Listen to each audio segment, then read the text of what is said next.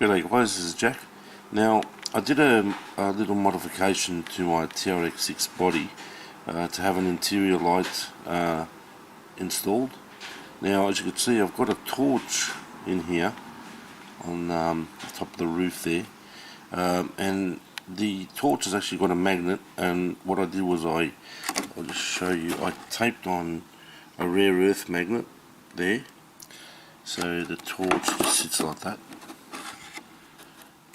So this is a quick way of doing some sort of interior light. Now I'm out, it's dark now, so I'm going to give this a little run just to see how it lights up inside. So this is just a cheap way. I mean, these torches are pretty cheap to pick up from a variety store or something. I think there's 24 LEDs on this one, but I'm going to turn it on. I've got our back jack in there, and I'll just give it maybe a run down the street so you can see how it lights up.